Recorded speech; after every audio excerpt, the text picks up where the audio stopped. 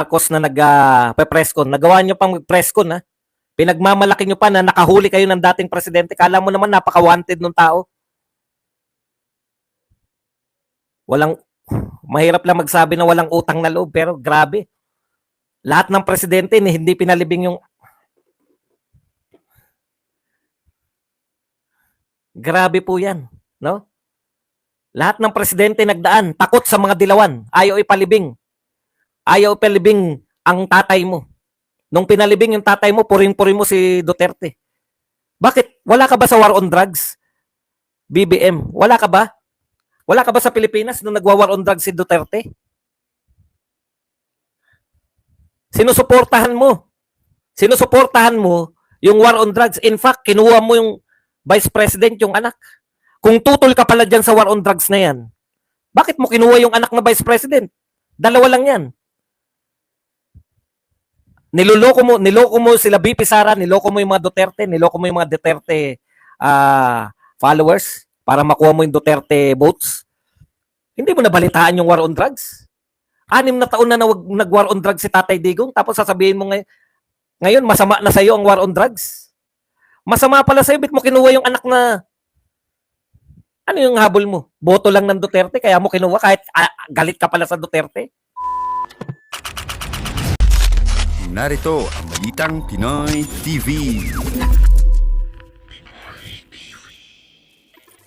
Okay, magandang masamang araw po sa atin lahat. No?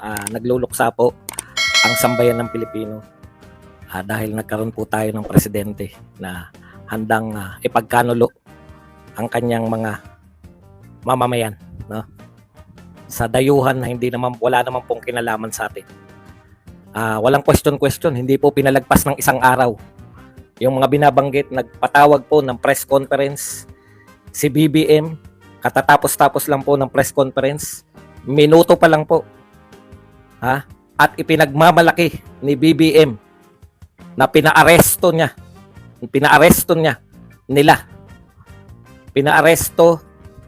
ng pamahalaan ang dating Pangulo ng Pilipinas dahil po sa kasong isinampa sa International Criminal Court na hindi po tayo kasapi, hindi po tayo miyembro, at paulit-ulit na sinasabi ni BBM bago itong lahat ng ito na tayo po ay walang jurisdiction. Sa lahat po ng walang jurisdiction, eto po ang wala pang isang araw na nakakalapag si Pangulong Duterte. Minuto pa lang po. Actually, pagkalapag ng eroplano, hinuli na agad si Pangulong Duterte at ipinagmalaki po ngayon sa kanyang press conference na parang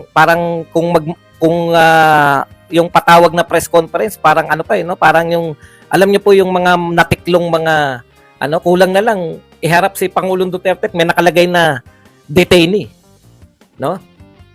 Talagang Sir Badong, may gumagamit ng pangalan nyo sa kabilang YouTube. Anong gumagamit ng pangalan nyo? Ako yun. Mukha ko ba naroon? Okay. Hindi po ako ang usapin. Ito po ang usapin, si Pangulong Duterte po. Huwag nyo na pong problemahin yung ako at kung sino pa man. Dinala na po, opisyal pong pinahayag ng Pangulo ng Pilipinas na nakalipad na po sa ang eroplano na magdadala, inilagay sa silver platter. Naalala ko yung ganyan, no? May kwento sa Biblia niyan, di ba? Na talagang inilagay sa silver platter. Antindi, walang kahirap-hirap. Na hindi pa po nakikita ng mga taong bayan yung na merong warrant of arrest. Walang kahirap-hirap. Ipinamigay po ng gobyerno natin ang dating presidente sa isang entity na hindi po tayo nasasakop. Wala pong jurisdiction. Hindi po ako may sabi niyan. Paulit-ulit na ito ay lumalabas sa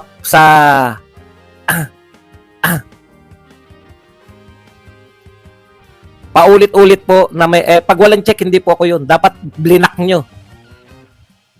Hindi nyo ba blinak? Paulit-ulit po na nagsabi, no? Na si Pangulong Marcos na walang jurisdiction sa Pilipinas ang ICC. Wala palang jurisdiction, bakit pinamigay mo? Dahil daw sa request ng ng Interpol. Eh di dapat sumulat ka sa Interpol. Kung ako po, no, Mr. President, kung ang katwiran nyo po at hanggang ngayon ay sinasabi nyo na hindi tayo miyembro at wala silang jurisdiction, di dapat yun po kinatwiran nyo po sa Interpol na tayo po ay hindi miyembro. No?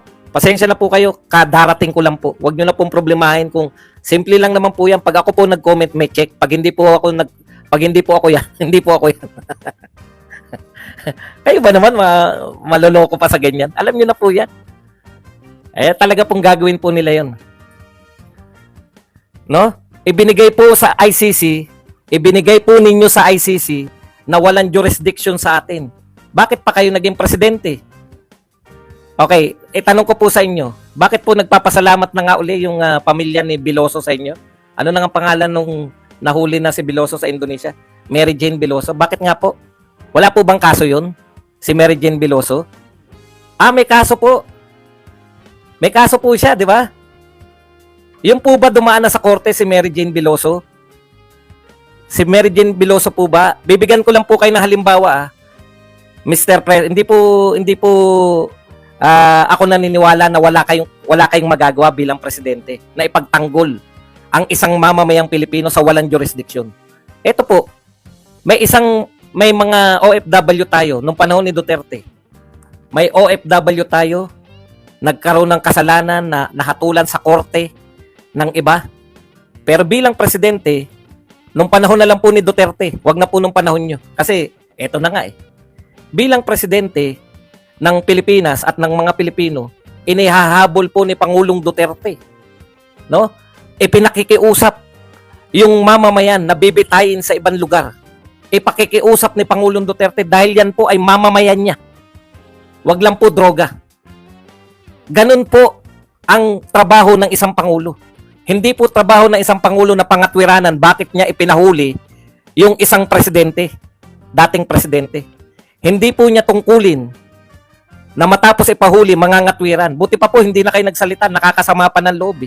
Pinangangatwiranan nyo pa na tama yung ginawa nyo. Kahit po hindi kami abogado, kahit hindi po kami presidente, kahit hindi po kami senador, congressman, o anumang wala kaming mataas na tungkulin. Napakasimple lang po. Kayo ang nagsasabi ng paulit-ulit. Kayo ang nagsasabi na walang jurisdiction ng ICC sa Pilipinas. Kung walang jurisdiction, kaya sinasabi nyo, hindi kayo makikipagtulungan. Eh, daig nyo pa po yung nakipagtulungan. Hindi lang po sa hindi nakipagtulungan. Hindi nga namin alam na ang buong akala namin, dahil hindi kayo nakikipagtulungan, hindi natutuloy yung mga investigasyon. Paano magkakaroon?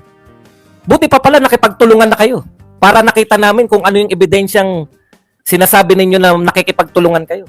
Napaka-unfair kasi salita kayo ng salita. Hanggang sa press con niya kanina, sinasabi niya pa rin na hindi siya nakikipagtulungan. Sinasabi pa rin po ni Pangulong Marcos na hindi siya nakikipagtulungan. No? Hindi siya nakikipagtulungan sa ICC. Eh, daig nyo pa yung nakipagtulungan. Sinurrender ninyo yung walang kalaban-laban si Tatay Digong. Daig nyo pa yung nakipagtulungan na lang sana kayo dahil kung investigasyon at nakipagtulungan kayo, maihahanda ni Pangulong Duterte. Ito po, uuwi lang sa Pilipinas ang isang presidente na dinumog, dating presidente na dinumog sa Hong Kong. Pasensya na kayo yung mga taga Hong Kong kaya pala kayo nag-iiyakan Naramdaman nyo yata yung mangyayari sa kanya pag uwi. Ganun kayo kamahal, yung mga taga Hong Kong. Kung hindi nagpunta dyan, hindi mahuhuli.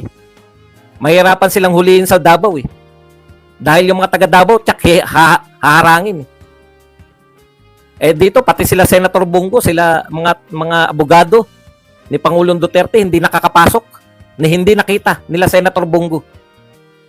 Paulit-ulit, walang jurisdiction. Paulit-ulit. Kung walang jurisdiction, bakit mo hinuli si Duterte? Wala palang jurisdiction yung nagpapahuli. Ang nagpapahuli po ICC, sabi mo, sa press con. Parang proud na proud pa siya na inampanan ko lang. Wag na tayong umasa. Paano po yan, Mr. President? Tatanungin ko lang po kayo, pag merong isang OFW na bibitayin, wala kayong gagawin, Chuck, dahil hindi po pwedeng may gawin kayo dahil si Pangulong Duterte, kayo pa dahilan Kayo pa dahilan kung bakit nadala sa Netherlands, sa dahig. Kayo pa ang nagpahuli mismo. O, paano po yan? Pag hinuli ng iba, halimbawa, hinuli po sa Saudi Arabia at bibitayin na, OFW, wala na kayong moral authority ngayon na harangin yun. Paano nyo harangin yun? Nakagawa ng kasalanan, nilitis, may batas. Paano kayo makikiusap ngayon? Kung sabihin sa inyo ng Saudi, makikiusap ka sa amin, yung presidente mo nga, pinahuli, ikaw mismo nagpahuli. Nililitis ng ibang bansa. Opo, 11-04 lang po. Kulang po kayo. Karirinig-rinig ko lang po ng kay BBM. Nakaalis na po sa mga ngayon lang po na naka-tune in. Kaalis lang po 11:03. Sinabi pa ni BBM, maski yung minuto, alam eh. Nakasubaybay. Pagkatapos po noon, nag-press con. Tuwan-tuwa po eh. Hindi naman tuwan-tuwa ng ngiting-ngiti. Proud na pinaliwanag kung bakit niya pinahuli. Hindi niya po pina-stop ha. Sinabi niya na sila ang nagpahuli dahil sa commitment sa Interpol. Anong commitment sa Interpol?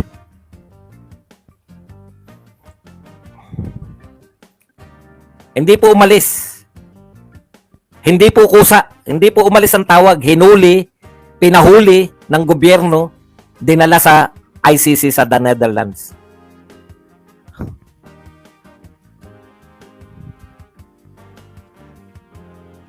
Noong nakalipad na po, may oras pa, 11:03. Nilinaw po ni BBM, hindi siya nakikipagtulungan sa ICC, hindi tayo nagbibigay daw ng mga ebidensya, pero pinahuli niya. Pinahuli po ni BBM si dating Pangulong Duterte.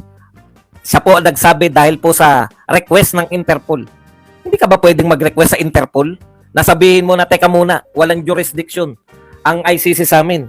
May sarili kaming batas dito. May sarili kaming hukuman. Kahit po sa batas ng ICC, kahit po dun mismo sa kanila, kinakailangan po muna ng patunayan nyo. Kinakailangan nyo munang patunayan na dito wala nang maaasahan yung mga biktima di umano. Wala nang reklamo dito kay Pangulong Duterte. Nauna pa agad na sa labas ng bansa. Tingnan nyo po, ano po moral authority? Kaya po, kayo mga OFW, kawawa po kayo pag kayo po nahatulan sa ibang bansa. Bakit po? Nilitis siya mga yan. Ito nga po, pinahuli si Pangulong Duterte ni nilitis, wala tayong naririnig na nilitis ng ICC. Baka sila pa nakiusap na maglabas na eh. Donald Trump, ano ba? Lokohan lang ba? Hindi mo ba kami kaalyado? Bakit hinahayaan mo yung dati naming presidente kung wala na kami masahan dito?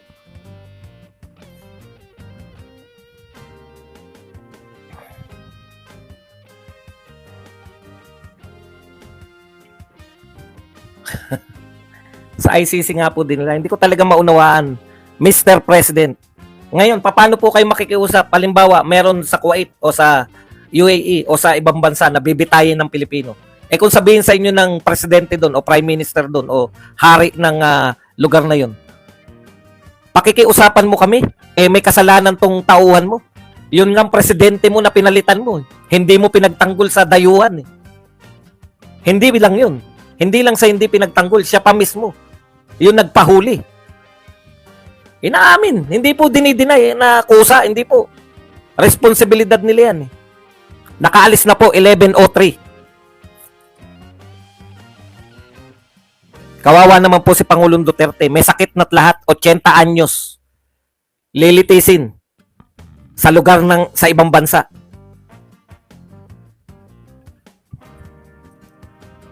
Grabe po ang nangyayari ngayon.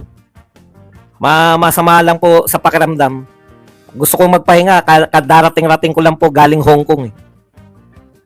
Napagod. Kahit po pagod nung nakita ko po to si Marcos na nag-presscon. Nagawa nyo pang presscon ha. Pinagmamalaki nyo pa na nakahuli kayo ng dating presidente. Kala mo naman napaka-wanted ng tao. Mahirap lang magsabi na walang utang na loob, pero grabe. Lahat ng presidente hindi pinalibing yung... Grabe po yan, no? Lahat ng presidente nagdaan, takot sa mga dilawan, ayaw ipalibing. Ayaw ipalibing ang tatay mo.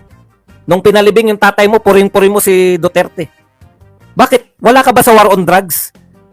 BBM, wala ka ba? Wala ka ba sa Pilipinas nung nagwa-war on drugs si Duterte? Sinusuportahan mo. Sinusuportahan mo yung war on drugs. In fact, kinuha mo yung vice president, yung anak. Kung tutol ka pala dyan sa war on drugs na yan, bakit mo kinuha yung anak na vice president? Dalawa lang yan.